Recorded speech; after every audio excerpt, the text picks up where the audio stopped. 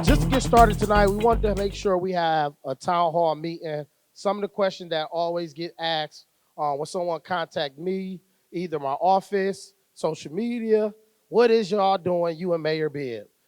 It's been 11 months. What is going on in Ward 5?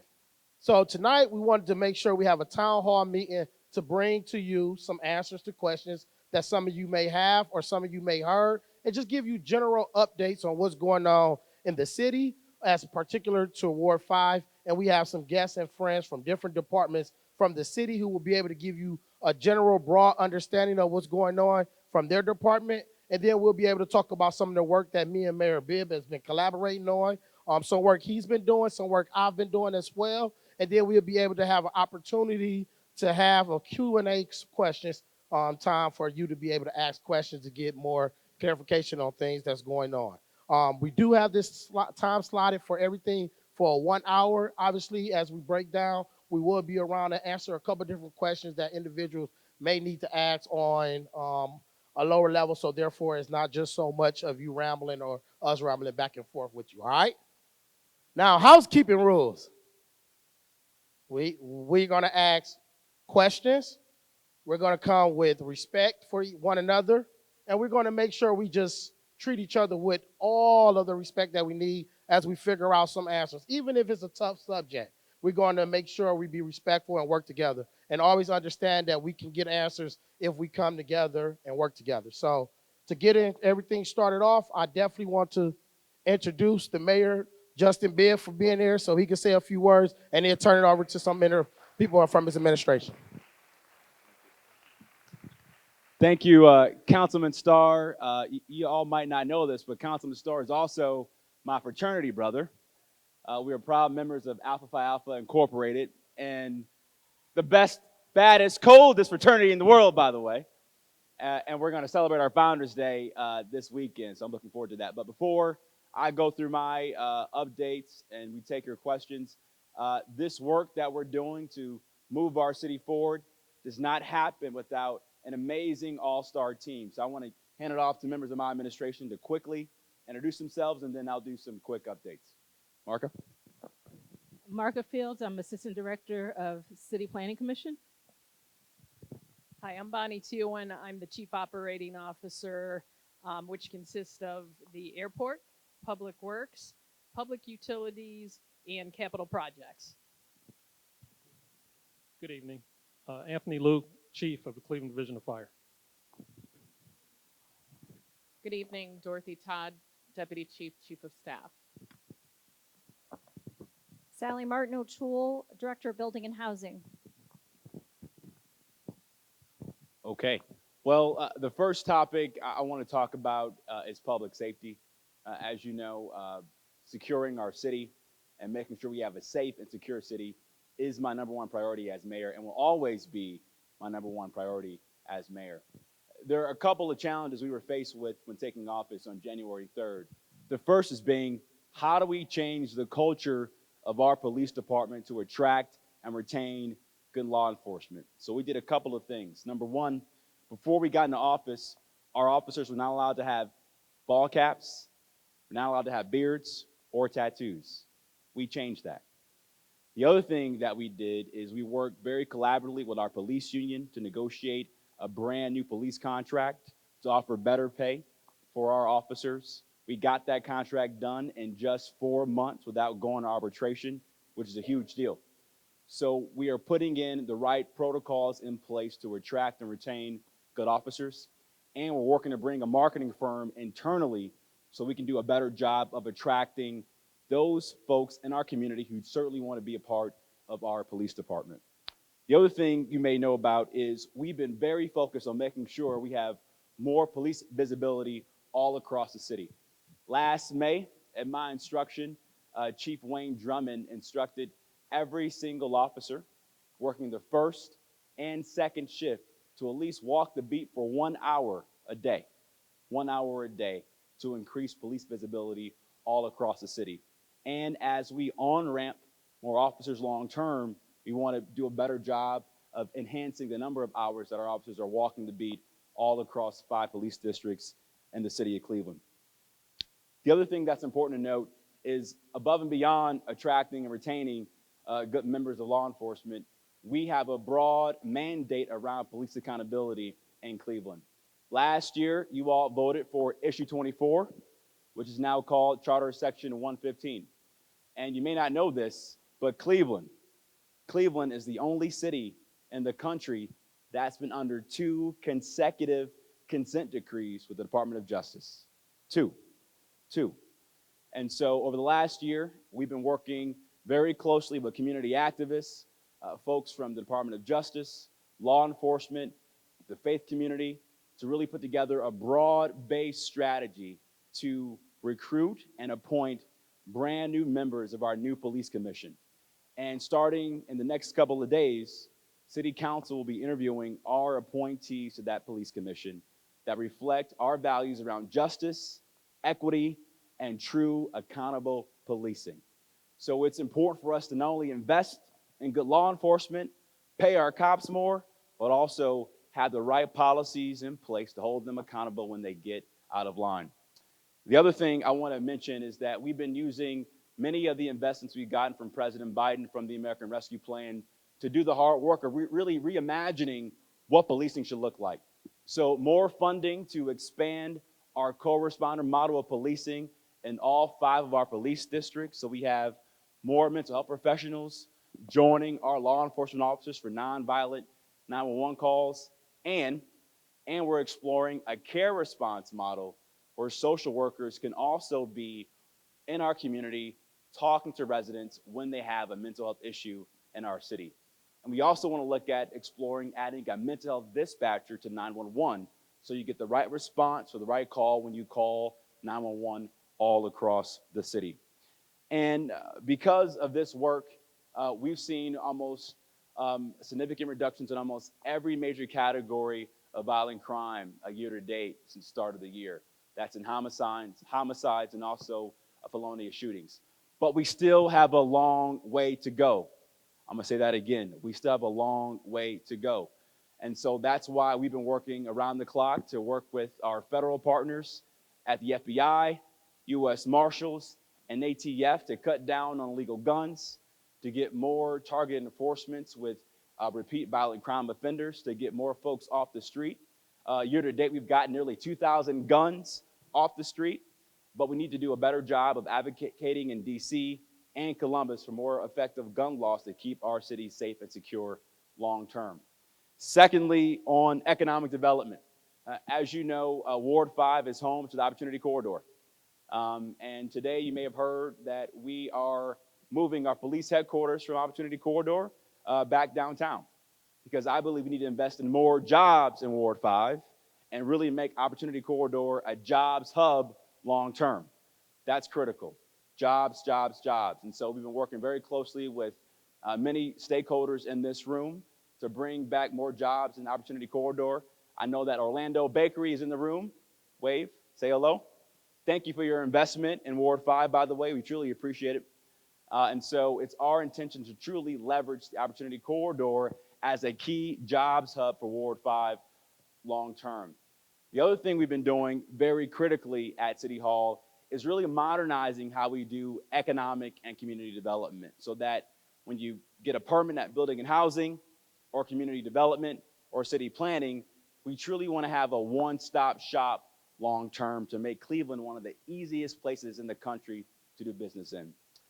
Thirdly, it's important to note that we've been working very hard to really modernize public works and just really City Hall enterprises at large.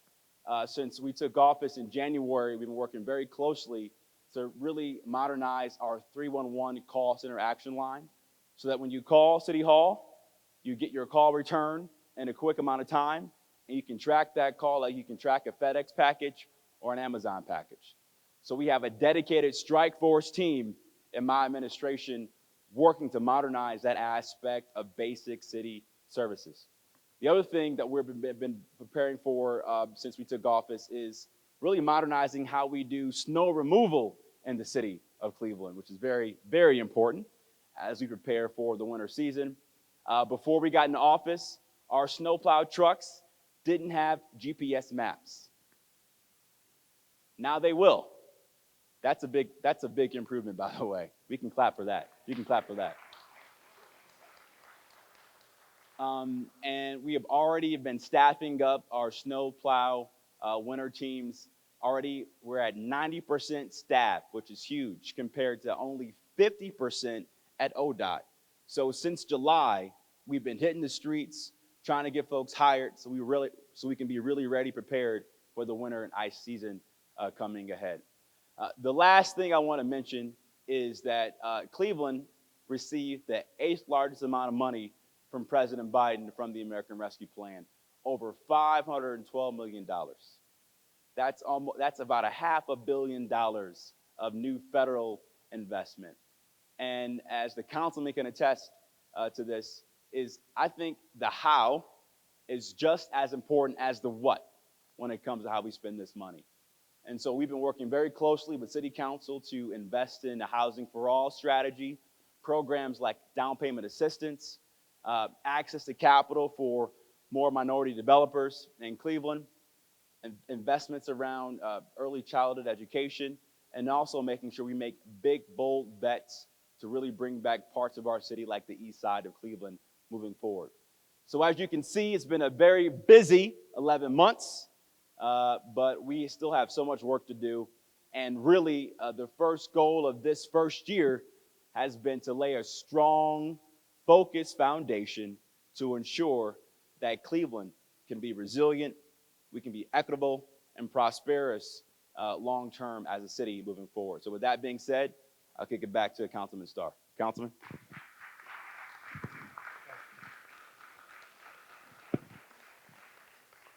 So the young mayor been working, he said, right? Come on now. He been doing some work. So I just want to say thank you, Mayor Bibb, for giving that overview of some of the things that you deal with. Some things he don't mention is some of the stuff that we have to deal with day-to-day operation, the calls, the emails, the response, and certain issues and certain problems that you may have. We'll be able to give an opportunity to explain to the administration as well as Mayor Bibb some of the concerns. Some of the things that I will speak about that I've been working on the last 11 months. Mayor Bibb did mention the Opportunity Corridor. I've probably met with about 20 developers this year, all about development opportunity.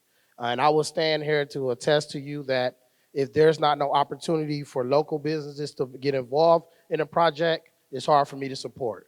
And that's one of the things that we must stand on as elected officials, opportunities for those who've been here, to opportunity to get that chance to advance as well in their businesses. Some of the things that I've been able to attest to is Ward 5, we have 4 community development corporations.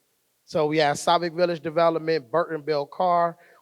We also have Midtown, and then we have Campus District. I've been able to leverage ways to get all 4 organizations to start to work together. No, it's not perfect, but it is a start because we are starting to figure out what is our plan. Second thing we are working on is an entire master plan for Ward 5 with the help of Cleveland State. That master plan is going to ensure us that we are achieving the things that we do. I know in St. Hyacinth, Captain is talking about a dog park. I know that in Midtown, we're talking about Millennium Row. That was some folks and residents have mentioned. We also talk about what are we going to do with Central Middle School. We're talking about what type of development we're going to invest in the Goodwill. We're also talking about the new cold storage that's off of Opportunity Corridor. But those do not just happen overnight. It takes timing, it takes leadership, but it also takes a commitment to residents speaking up and saying what type of changes or things you would like to see in your community. So when you reach out to the office, always make sure you explain what you want to meet about so we can make sure we can understand when that meeting needs to take place. Because sometimes some things need to be more urgent than push back later. And if you don't let us know, we sometimes don't understand. One of the other things that I would say I'm proud to announce is that when we got in office, if you know my history, I love the kids. I am a youth development professional at heart. One of the things me and Mayor Bibb and administration did was champion the opportunity to invest more resources into the Cleveland Community League football. So I salute Mayor Bibb and his team for helping council as we allocated not just $80,000 that they were getting since the 90s, but additional $80,000 to bring that total up to $160,000 for over 2,500 different youth that participate. So that was something that was huge this year that we need to. Mayor Bibb did attest about the police headquarters. I did champion a campaign that I did not support the police headquarters on Opportunity Corridor because of the plans for Opportunity Corridor. Opportunity for jobs, not just jobs for anyone, for jobs for people that live in Ward 5 and walking distance to be able to work in somewhere and make a good, honest, earned living. So that's why we started to take the steps necessary to move the police headquarters. And I think the administration, Chief Epstein and his team the Chief Epstein is not here, but they worked round the clock, meetings, calls, just to figure out what we're going to do. Something I also would like to attest to that this past year we've hosted, a numerous different cleanup events in Ward 5. So every month from April into October, we did different cleanups in Ward 5 in our neighborhood. Matter of fact, we also had planning committees with different residents that I look at. A lot of you was there, and I'm glad that you still here getting engaged so we could take the resources back to the community. One last thing I would like to say that we learned this last 11 months, I figured out where all the restrooms are at in City Hall. So that was the first thing I was told I needed to find out when we got sworn in last January. So we figured out where the restrooms is at. So that is something that is really good. But like I said, we don't want to just preach to you. We do have wonderful individuals from the different departments. We do want to have an opportunity for you to ask questions, but we can get solutions. Also, I do have Jessica as well as Frederica and Donna right there that work closely with me. If you got any intentional or anything as you ask a question, they will be able to write it down. But if you need to get more further explanation, they can get your issue down and they will be able to take care of you right there at the blue tablecloth that says Burton Bill Carr. Other than that, I'm gonna be quiet because I can't keep going, and we can just go to Q&A. I got a question. Tell us your name, by the way. My name is Elizabeth Chan. I live at 7600 Woodland Avenue. I want to know if y'all gonna have police circling our building because of the simple fact. People be shooting around there. The apartment building in the back, they shoot I don't know how many times. Oh, God. She stay around Mount Sinai, 7600 Woodland. People are shooting around there, and they need a police presence, correct? Yeah, but the back building, not the people. What? ABCs? I don't know what the name of it is. My granddaughter used to live there, and I don't bother no more. But they shoot, because whoever it was started shooting at about 2:30, 3 o'clock this morning. Then somebody in the front of our building started shooting about the same time. Now somebody gonna die if don't nobody come around to see about these folks, and we need security in our buildings, because we elderly people. Okay. Oh, I'm sorry. So, ma'am, thank you for your question. Deputy Chief Todd is taking down the address, 7600 Woodland Avenue. Is that correct? Okay, she knows it. Okay, good. But the other thing I want to mention, you bring up a good point. When you hear gunshots, please call 911. It's important. It's important. Okay. Yes, ma'am.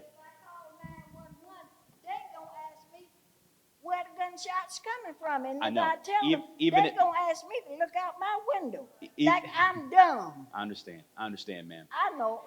understand. But and another thing, Yes, ma'am. I know one more question. Yes, ma'am. What y'all need to do is have, you know how y'all had them little small things for the police to sit in different wards? Many stations.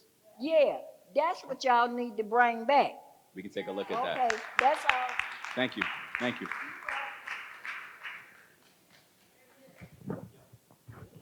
Yes, ma'am. My name is Dewana Brown, and I live on 74th Street. And our street gets real bad with snow and ice. Are we gonna see ice? Are we gonna see the salt trucks come down here more often than just once or twice a month? Because we really gotta keep that side street clear, because I am in a wheelchair. I cannot get out and take care of my business if there's a lot of snow and ice out there, sir. Thank you for bringing this up. I'm going to hand it off to my COO, Bonnie, to talk about what we've done specifically about enhancing winter ice and salt strategies for the city. Bonnie? Thank you. As the mayor mentioned, we now have in our trucks we have a route optimization system that is just now being installed. It allows our trucks to be more efficient with their routes. It also ensures that our drivers don't duplicate routes when they're working together, that in some instances they might do one street twice and they might miss another street. So this modernization with technology will help us be more efficient and ensure that we're hitting all the routes that we're supposed to. Sidewalks coming out of your house, if there's assistance that you need, you can contact us. If you qualify for assistance, we can get you, they work with some of the neighborhood groups to get you shoveled, get a path for you out to it. But we're hoping that, our snow and ice process will be more efficient. Here's what we discovered last January. First, every snowplow truck in the city had a 200-page binder with their routes. They were using highlighters to track their routes. So in many cases, this has been going on in Cleveland for nearly 2 decades. So in many cases, you had many of our snowplow drivers duplicating routes or missing routes. So that's where we saw a lot of issues in those first couple of snow events. It's our belief with this new technology, every snowplow driver will know exactly what routes to go to and how to optimize that route. The other thing that we've done differently is before we took office, the city would never bring on additional labor before a major snow event. They would wait till after the snow event, then bring on the labor. That is bad management 101, by the way. So I've instructed Bonnie and her team to say, if we believe we're gonna have a major snow event, let's get these folks ready to work 24 to 48 hours before. So as soon as that snow hits, we're ready to hit the streets. So we can be more responsive to our residents to get the mains done and get the secondary streets done as soon as we get the main streets done across the city. Now, mind you, we got 10,000 streets. So it takes time, but we want to be as efficient as we can moving forward and modern in our processes. Mr. Mayor? Yeah. How you doing? My name is Paul Bryan. I represent Family First Daycare right across the street. We've been asking and we put applications in for the land right next door. We have 160 kids from this neighborhood that walk to the daycare every day. They don't have any place to play. We have the applications right here that we sent to y'all, and we really need that land so we can have the kids somewhere to play. So I'll make sure we figure out exactly where your application is at, and I'll be able to make sure everything gets signed off. When you talk about land in the city, it's a process that goes through, and once it goes through the process of being vetted, it then comes to council, and then I can be able to sign off on it. So let me check and see exactly where it's at. Jessica, I see you talking to Jessica. She'll make sure she get the address, and we'll do a follow-up this week. Y'all ain't gonna ask them the tough questions. Do not make me pull out this phone. I got my spreadsheet.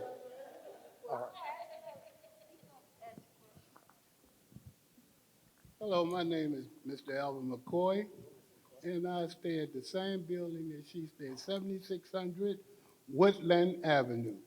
Now, I have been broke, my apartment has been broken into, and several other apartments have been broken into. Nothing has been done about it. We don't have security, and I think I spoke with you. Last Thursday. Last Wednesday. Yeah, I think I spoke with you about the cameras. We don't have cameras there.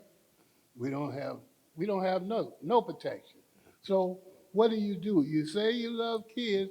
Do you love citizens? That Mr. McCoy, you know you my guy.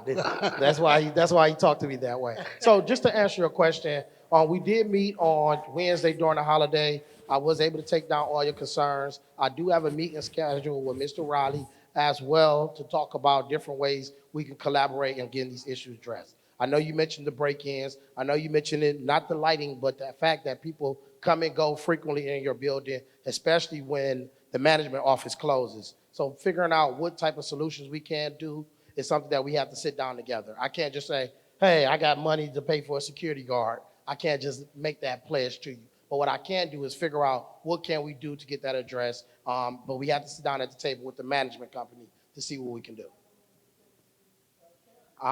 So that's what I did. I reached out to Mr. Riley. You know, it was just Thanksgiving. So I'll be able to call you this Friday, all right? With my day, I'm gonna call you. You know, you got my cell. All right? Hi. Hey, Ms. Garth. This is to the mayor and Councilman Starr, and he knows I've been talking about this all the time. As an artist in the city, and a lot of people in here talked about the youth, and we're talking about crime and stuff in our area, I want to bring about the importance of having our own cultural, historical arts and cultural districts, and I want you to really pay attention to the role that arts plays in pulling people and communities together. The first of this month I went on a arts and culture learning trip to Memphis, Tennessee with the Cleveland Foundation and Midtown. And what I noticed in that, we were there with 30 people, and some of them were youth, 10 of them were youth, and they were very amazed at all the history that they didn't know. And what you find out in the Black neighborhoods, that we are, because of our day-to-day living, we tend to downplay arts and culture. But arts and culture is beneficial in a lot of ways. The therapeutic value of it. It teaches all kinds of skills, and especially it teaches us of how to get along together. In the creation of murals and so forth, I really want you to bump that up, and the historical value of the history in our city for our young kids who are doing spoken word and so forth. Those young kids, and I invited some of them to come here tonight, and I will get some reviews from them. They were truly amazed at the history that they didn't know, that when we went to the Stax Museum and stuff. This city has a lot of cultural and history. In fact, we're standing in a cultural place on the 55th and Central. That's a historical site. We need to bring those things, and we don't have those in our Black and predominantly Black neighborhoods, South, Central, and Glenville. Thank you. Thank you, Ms. Garth.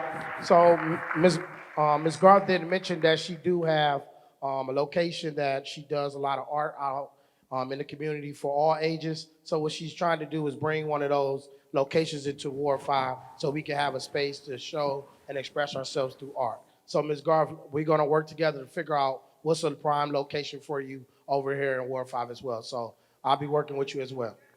I just got funded to do a mobile art gallery, so in the spring, we will be rolling out, I got some artist friends of mine here, we will be rolling around the city to vacant lots, and I hope the paperwork doesn't hold us up. Well, you should bring your exhibit to City Hall. How about that? Sound good? All right, let's do it. To add on to Councilman Starr's point, we, through the American Rescue Plan investments, we allocated roughly $5 million for a public arts endowment fund to better invest in neighborhood art, particularly in the east side of the city, which is critical. The other thing we want to explore is how do we tie public art incentives to major development projects so that public art is a key ingredient about how we think about development in the city. Because as you said, art can be about racial healing, it can be about addressing trauma in our neighborhoods and our communities, and it's a low-cost investment that has a major return for our city. So I appreciate your commitment and your passion. Thank you so much. Hi, good evening, Mayor and Councilman and others, other city officials. My name is Lydia Carter. I am a resident of East 39th Street and a business owner. What I would like to know, I didn't hear you mention anything about what is happening with the Arbor Park Plaza.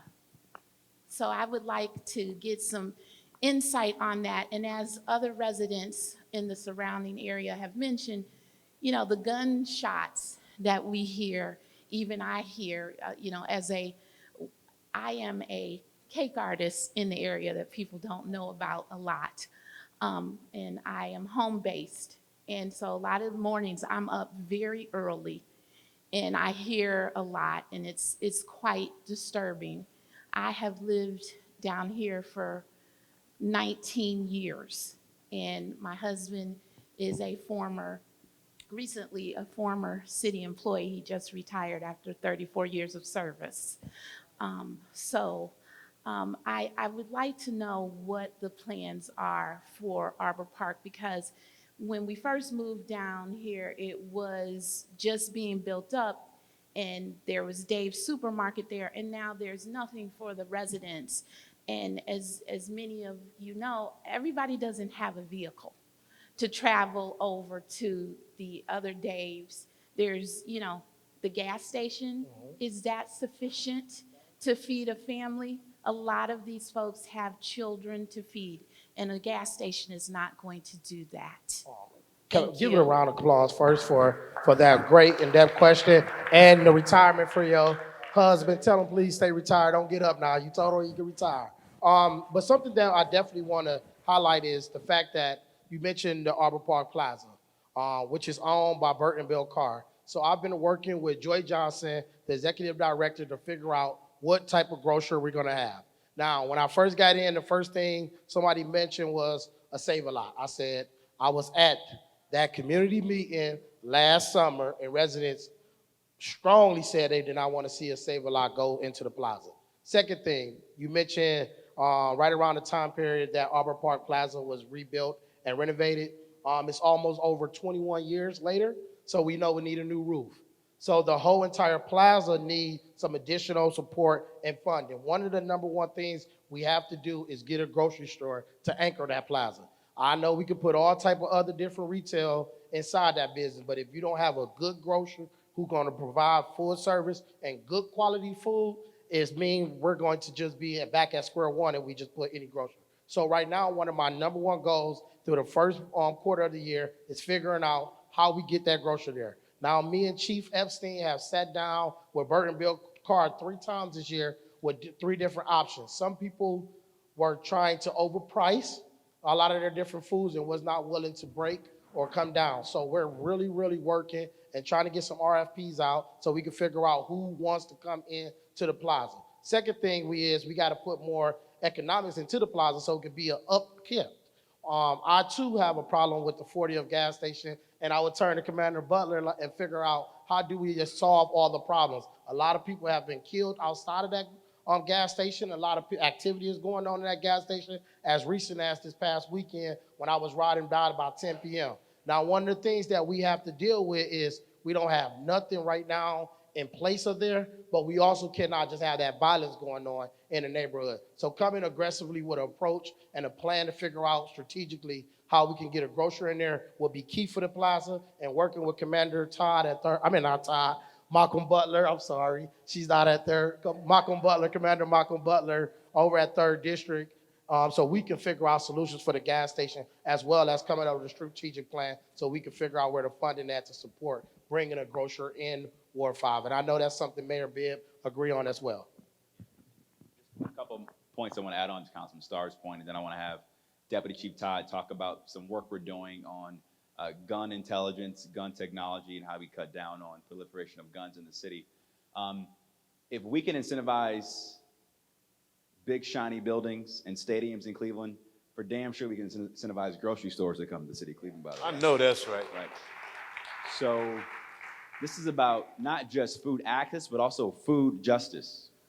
And so we're looking at different ways to come up with different incentives and economic development to incentivize new grocery stores to come to the city of Cleveland, because we have too many food deserts in our city. The other thing that's important to note here, you talked about being able to walk to a grocery store within 15 minutes. We've been working very closely with the leadership in city planning to figure out how do we become one of the first cities in the country to adopt a 15-minute city planning framework so that every investment decision we make is under that framework. And we evaluate those investments under this 15-minute city concept. The other thing I want to say is if we have more citations on that gas station, we work with the councilman to shut it down, remove their liquor license. If we get your support in the community to do that, we will work with Councilman Starr to get that done. So the more complaints you have, let Councilman Starr in my office know so we can make the right case to close some of these folks down. Deputy Chief Todd. Thank you, Mr. Mayor. So I know one of the points you brought up was about hearing the gunshots. Some of you may have known about the shot spotter technology that was introduced as a pilot project in the 4th District. That's being expanded to all 5 of the districts as part of the ARPA funding. And with that technology, what it does is it detects the gunshots. It's being implemented in different neighborhoods throughout each district. And it'll hear it, it immediately sends it to our dispatch centers. So even if a resident doesn't call, the officers know where that gunshot is coming from. Now, once we take a look at it and it's implemented throughout the 5 police districts, we'll see, is it working? Is it something that is bringing value to the neighborhoods? And hopefully, and if it does, then we look at further expanding that. We also work with our federal and state partners as far as collaborating with these gun arrests. So we have task force meetings. Our officers are also embedded with the FBI, ATF, U.S. Marshals, and they work jointly to address the gun violence. And we had a meeting just today about the how are these guns getting into the neighborhoods. So that's the most important thing, of finding out how this massive amount of guns are coming into the neighborhoods, and that's the big priority we have looking at for next year. Hello, my name is Pastor Washburn. I'm here to ask, how accessible are you all to the churches? I have one of the minister groups in the city. I'm hearing a number of pastors saying they can't get to their councilman, they can't get to City Hall. They're sending messages, and right here, I have some pastors in this ward that's saying the same thing. And I want to know, so I can bring back to them some solution, if you agree to have some meeting with them to hear their issues and things of that nature. Right now, Jessica, she's standing right behind you. Can you get his contact information? Matter of fact, can you put something on the calendar tentatively tonight for us to schedule that meeting, and I'll be there. I'll probably go to more churches than anybody in Cleveland, by the way. But we hold quarterly clergy updates under my administration. So please work with my Director of Community Relations and Senior Advisor of Community Relations, Angela Shute-Woodson, and email me at mayorbib@clevelandohio.gov. You give me your list of churches, we'll make sure we reach out and collaborate with you. All right? Hi, I am Reverend Dr. Yolande Prevost-Petty, pastor of Lane Metropolitan, which is right across the street. I have been trying to reach both of the offices, both of you gentlemen, to no avail ever since I became pastor July 31st. My question is, how can we get together and collaborate on the state of the church? The church is in the condition that it's in because it was closed prior to my administration for COVID, during COVID. It was completely closed. The roof is dilapidated. The building is crumbling. I need, as a new pastor, access to an engineer and city resources that can help me to rebuild. Now, the caveat to this is what we are trying to do as a church, and I'm going to ask that Lane church members please stand. What we are trying to do as a church is to rebuild so that our community can access and use us. We're here for all people. We're a beacon of light for all people. We are security for all people. And we want all people to know that we occupy this corner. Now, we know that this building is historic. However, I cannot find funding, grant funding. We have to be bankable. And so I need you two gentlemen to please work with me to help this city, specifically this ward, to do much better than we're doing and to be useful here. We're looking at things like we want a bowling alley for the youth. We want a basketball league. We want a tennis league for the youth. And we're willing to use our land in order to have these things so that those that can't afford golf club memberships and other things like that will have access to it in this ward right here in the middle of Midtown. How can we do this? When can we set up a meeting? I know we had an email back and forth and was trying to figure out an actual time that we could meet. If you turn right behind Jessica, we can schedule a meeting so we can figure out some of those answers. I know we was trying to figure out some times in August, September, and now we here late November. So let's get that meeting scheduled before the year end out and then figure out what we can do together as far as reaching out for grants. Also, I would like to say your church possibly is in Central, but I definitely would want to say let's connect with Burton Bill Carr to figure out what other grant opportunities there are to be able to address some of your issues, as well as bring Midtown to the table as well. So please turn to Jessica so she can get your information, and I will make sure that she respond out to you, or I'll reach out myself directly to make sure we get this meeting scheduled. One additional thing that you can do is to reach out to the Landmarks Commission and work on getting the church landmarked. Once you do that, that opens you up to several opportunities for funding. You can get national funding, local funding. So just if you reach out to, or I guess Google Landmarks Commission, City of Cleveland, you can reach out to us and we'll help you get your application started. We're actually doing the same thing at the church that I go to. So I understand what you're going through. So I have a question to that. With that historical status, if we have to demolish the building and rebuild, what does that mean for our historical status? Yeah, so you can't demolish it if you're intending to get landmark status. The building has to stay. Okay, but we can re-engineer the inside. Yeah, Okay. and I would also reach out to the Cleveland Restoration Society.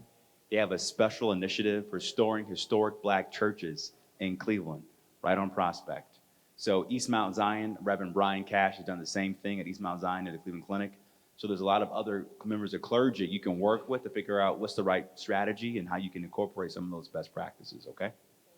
And again, the email, mayorbib@clevelandohio.gov. All right?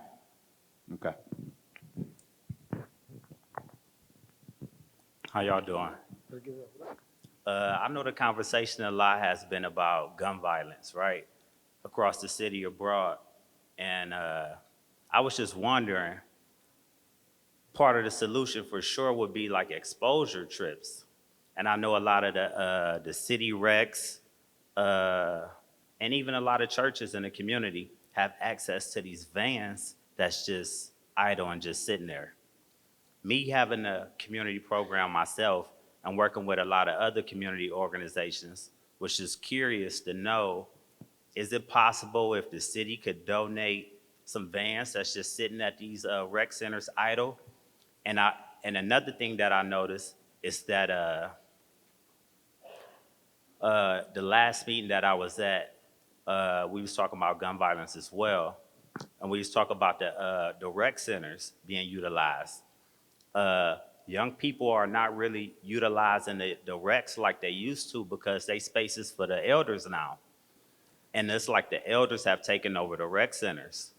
And no offense to the elders, we all need a place to exercise and, exercise our creative abilities. However, by these vans just sitting idle in these parking lots of these rec centers, y'all can donate them to some organizations so we could do exposure trips for our young people, because part of the solution would be for them to see more. And if they get out of the neighborhoods and see more, they can be more. Thank you, Rome. I appreciate that. Y'all give it a clap for that. That is important.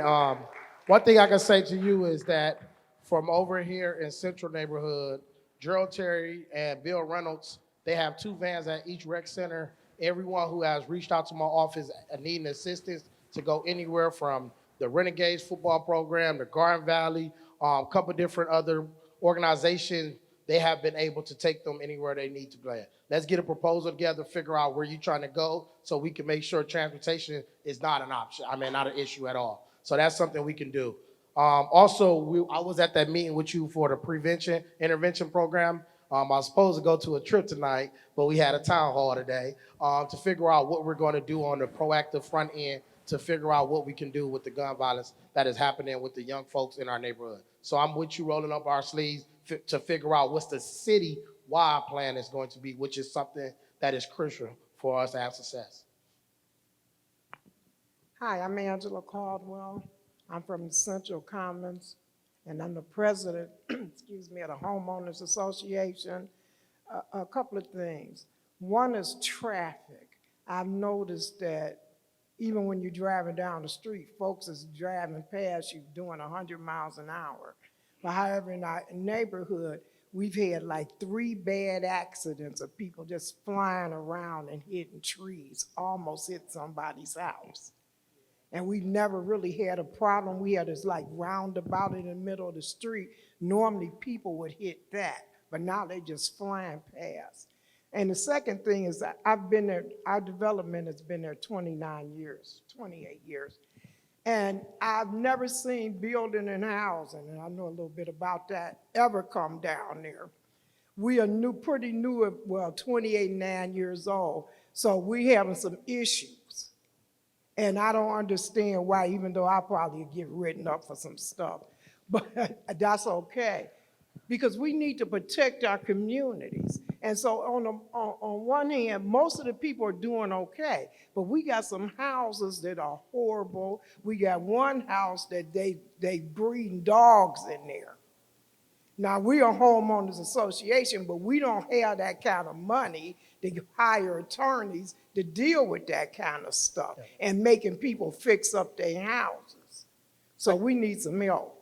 Thank you, Ms. Caldwell. And I know that you do a lot of work inside of your neighborhood. So those houses that got issues, make sure we get those addresses, send it over. Also, I'm going to let Director Martin talk about some of the things that happens in building and housing, how they could possibly help with certain issues and certain things that they can work on to give you some support. Thank you. I completely understand. What we're doing in building and housing is shifting from being a complaint-based organization to being a proactive code enforcement organization. So the way we're doing that initially is to start with a door-to-door survey. So this started last month. We have 25 inspectors on the street, and they're surveying every single property in the city of Cleveland. And they're ranking it on a letter grade, whether it's vacant, what's needed, and also infrastructure. We're looking at curbs, we're looking at fire hydrants, we're looking at sidewalks, we're looking at street trees, and then that information is going to circulate among all the departments in the city and be used for us to start doing proactive code enforcement. But what we don't want to do is hurt homeowners, so we certainly want to be proactive in getting resources to homeowners, and hopefully with the ARPA funds hitting the street for some homeowner assistance next spring, that will be a targeted outreach to say there are funds available, here's how you can fix your house. And if it's somebody who has, invested in the neighborhood, we want to help them out. If it's an unscrupulous investor who's just ruining the neighborhood, we want to prosecute and really take them to task on that. So make sure you provide the address to Director O'Toole after the meeting, okay? All right. Next question, sir. Yes, my name is Abdul Muhammad. I'm the chairman of Amateur Wrestling and Boxing, and I'm the head coach over at Lonnie Burton Recreation Center. What I wanted to talk to you about and ask questions, Mayor Bibbs, is that, is it any way possible, because I feel that if that was that way, a lot of things, the shooting that be going on wouldn't go on. We need polices out here. And we need, if they can sit down there and change shifts and another can come in, a lot of stuff can be avoided. A lot of shooting that's going on in this project can stop, but it's not going to stop. And like I said, the sad part about it is that the residents got to come together if they wanted to get better for them down there. I can only say so much, but if they ain't going to stand with me to do that, then I don't know what to tell them, because the only thing I can say is what's going on and what I see as a coach there. It's a great, Lonnie Burton Recreation Center is a great place for the kids and adults. Okay. Adults come there, but we have a lot of kids there, and it's all about safety for them. As the adults come in, they do what they do, and sometimes they cause problems, but the key to me about the kids, it's about them. It's about nothing else about those kids, because I've been down there for almost 20 years teaching boxing. And I'm getting ready to give a fight show December the 3rd, pick up gloves, put down guns, is what I'm doing. So this is at the Whitehaven Hotel on the West 150th Street. So it's just trying to show our kids that boxing is a good way, same as football, basketball, but encourage our kids, for the neighborhood to encourage our kids, not just to box, football, basketball, soccer, whatever you chose, but teach them, tell them something positive and give them something positive. Because the Lonnie Burton Recreation Center, we don't have the funding that a lot of people have to be able to take your kids out to different cities and different tournaments to fight. Unfortunately, sometimes I spend out of my pocket, but that's fine because that's what I love to do. Because I've been into it, somebody paid to help me and showed me when it came to boxing, taught me discipline, respect. And that's what I'm down there at Lonnie Burton for, to try to teach that to these children, and it can be done. I can't save them all, but I'm gonna try. Yeah. Well, thank you for what you're doing for the community, sir. We appreciate it. A couple quick things. I understand from the councilman that you used to have a dedicated police car outside of Lonnie Burton. We'll take a look at what's possible, and I'll talk to the deputy chief and commander about what's possible there. And then secondly, as the councilman mentioned, as we look at the next budget for 2023, we're going to be exploring how we have more investments in out-of-school time programming like boxing, like football, like chess, and our rec centers to keep kids safe and off the street. So we appreciate your support of our children in the city, sir. Ms. Bickerstaff? There's two things I want to ask. Right before you go, Ms. Bickerstaff, I think these are the last two. I know we had up to 7 o'clock. These be our last two speakers. I will be around for any more additional information. I did see Burton Bill Carr and Ms. Joy Johnson is here. If you got certain issues in the community that need help, they can see that table or see Jessica so we can get some stuff addressed or get some issues figured out too. But go ahead, Ms. Bickerstaff. Well, there's two things I want to ask. First, about the chase that I just found out yesterday that happened on West 50th and Store. The police chase, I believe somebody was killed. The second one I want to discuss about the young lady, this 12-year-old Tamia Chapman case, what's going on with that, and why didn't we find out? I didn't see it until last night on the news. They said it happened 3 weeks ago on West 50th and Store. So I can address the West 50th and Store. I actually looked into that this morning. I had an opportunity to look at surveillance cameras from the neighborhood, and it was not a police chase. That happened during daylight hours. A young woman was driving down Store in excess of 70 to 80 miles an hour, and she ultimately crashed her vehicle and did not survive. So I watched the body camera footage from the officers. I watched surveillance cameras from the neighborhood. We talked to the involved members. Our accident investigation unit conducted an investigation. There was no police pursuit. That was something that there was an officer who was driving in the area at 48th and Store, saw the vehicle go by just like everyone else who was driving in the area. That just happened yesterday. No, it happened yesterday. It happened yesterday evening. Okay. Because of the current litigation, I can't comment on Tamia Chapman case at this time. I can't comment on it at this time. Okay. Thank you, Mr. Bickerstaff. I appreciate it. Last one. How you doing? I'm TJ Dow, just here to commend you, Mayor Bibb, and also Councilman Starr for having an event like this and bringing all your folks here. I just know the power and the strength behind people getting their issues addressed real time. Absolutely. So I just want to commend you, and I also see you on social media. You're very passionate about your community and the youth. So keep up the good work, Councilman. So thank you. Thank you. Thanks, everybody. Appreciate it.